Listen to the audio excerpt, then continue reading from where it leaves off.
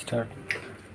আসসালামু আলাইকুম সম্মানিত দর্শক শ্রোতা। এই যে আমাদের একজন সম্মানিত রোগী, ওনার গত সপ্তাহে আমরা চিকিৎসাটা করছিলাম।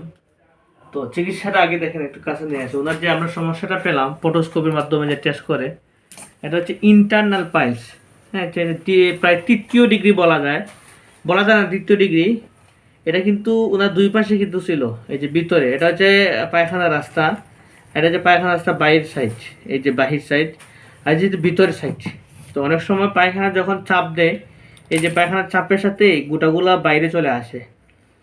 যাদের দেখা যায় যে অনেক সময় নতুন যারা আসে এরা কিন্তু বুঝতে পারেন না, এটা কিন্তু অনেক সময় বের হয় কিন্তু বাইরে চলে আসে না প্রথম অবস্থায়। যখন দ্বিতীয় বেশি দিন যায়, দীর্ঘদিন যায়, তো সেক্ষেত্রে অনেক সময় বাইরে চলে আসে, 3য় ডিগ্রি চলে যায়। আবার কারো দেখা যায় এটা গোটাটা একদম বাইরে চলে আসে পায়খানা রাস্তা, এটা কিন্তু হাতে লাগে, তখন 3য় ডিগ্রি হয়। অনেক সময় দেখা যায় এটা কিন্তু বাইরে বের হলে আঙ্গুল দিয়ে অনেক সময় ভিতরে ঢুকাতে হয়, ঠিক আছে। আবার যখন 14 ডিগ্রি চলে যায় তখন কিন্তু মাংসটা বের হয়, অনেক সময় হাত দিলে কিন্তু আবার বাইরে চলে আসে, এটা 4র্থ ডিগ্রি। এটা হচ্ছে ইন্টারনাল পাইলসের 4টা ডিগ্রি আমরা মেডিকেল টার্মের ভাষায়। তো আঙ্কেলের যেটা আমরা পেয়েছি সেটা হচ্ছে 3য় ডিগ্রি। তো উনি প্রায় সময় এটা উপলব্ধি করতেন। জি হ্যাঁ, জি এটা কি বাইরে বের হতো, আপনি কি বুঝতে পারতেন? হালকায় বেরোতে আর কি, আচ্ছা আচ্ছা, আপনি বুঝতে পারতেন। হ্যাঁ, হালকায় বেরোতে পরে বাথরুম করার পরে দিয়া পানি খরচ করলে পরে একটু সিপিয়া দাঁড়াইলে আস্তে ভিতরে আবার উঠে যেত গা। আচ্ছা আচ্ছা, তার আগে আমরা পরিচয় জানি। হ্যাঁ, আপনার বাসা কোন জায়গায় পড়ছে? দেশের বাড়ি চাঁদপুর। চাঁদপুর থেকে আসছেন? জি উনি আমাদের সিলেটে চাঁদপুর থেকে আসছেন চিকিৎসার জন্য। তো আমরা আলহামদুলিল্লাহ চিকিৎসা যে করলাম।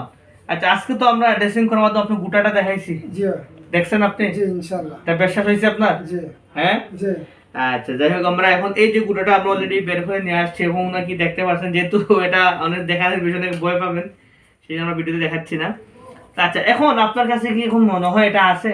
জি না, আশা করি ইনশাআল্লাহ এখন লাগে না লাগে না। কাছে। জি না, হ্যাঁ, চিকিৎসা করে চলে গেছে। এখন আপনি এটার সমস্যার জন্য কি কি সমস্যা করতো, মানে এই রোগের জন্য? জি এই রোগের কারণে কি কি সমস্যা করতো আপনার? ব্লাড আসতো?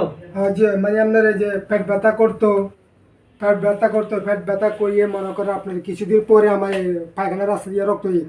আচ্ছা আচ্ছা আচ্ছা। তো যাওয়ার পরে যাক আলহামদুলিল্লাহ আমি ট্রিটমেন্ট করছি, ট্রিটমেন্ট তো মোটামুটি ট্রিটমেন্ট হওয়ার পরে কিছুদিন পরে রক্ত গেছে, বাকি আবার মাঝখান দিয়ে ট্রিটমেন্ট করার পর দিয়ে আলহামদুলিল্লাহ এখন ঠিক আছে?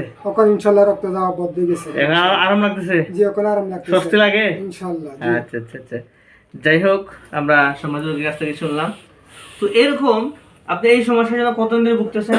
আজকে দীর্ঘতা প্রায় 8-10 বছর। 8 থেকে 10 বছরের সমস্যা নিয়ে চিকিৎসা নেন নাই? নিয়েছি, বহুতের ওষুধ পরে খাইছি বিভিন্ন জায়গাতে, কিন্তু কার্যকারী হয়নি আর কি। উপকার পান নাই? জি না। আচ্ছা আচ্ছা আচ্ছা। আমরা আঙ্কেলের জন্য শুভকামনা রইল। যেহেতু দীর্ঘদিনের সমস্যা, আমরা আমাদের জায়গা থেকে সর্বোচ্চ চেষ্টা করার মাধ্যমে উনি রোগটা আল্লাহর রহমতে সুস্থ হয়ে গেছে এবং বাকিটাও সম্পূর্ণ সুস্থ হবে সেই আশাবাদী। সমাজের দর্শক শ্রোতা, আমরা পর্যন্ত এরকম রুগী পাই যারা দীর্ঘ 8-10 বছর 15 বছর ধরে রুগী সমস্যা ভুগতেছে, কিন্তু সঠিক ট্রিটমেন্ট পাচ্ছেন না, সঠিক চিকিৎসা পাচ্ছেন না।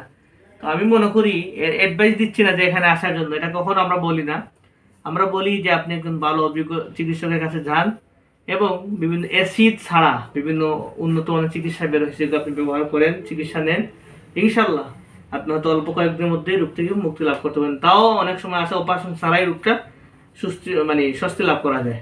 সবার সুস্বাস্থ্য কামনা করি, সবার প্রতি ভালো থাকেন, সুস্থ থাকেন এবং সবার কাছে আমরা দোয়া প্রার্থী যাতে মানুষের সঠিক চিকিৎসা দিয়ে মানুষের পাশে থাকতে পারি। আমরা শেষ কথা শুনবো আপনার কাছে। এখন আপনার কাছে কেমন লাগতেছে? আলহামদুলিল্লাহ খুবই ভালো লাগতেছে। আপনি যে এত দূর থেকে চাঁদপুর থেকে আসছেন, আপনাকে আসা কি সার্থক না ব্যর্থ?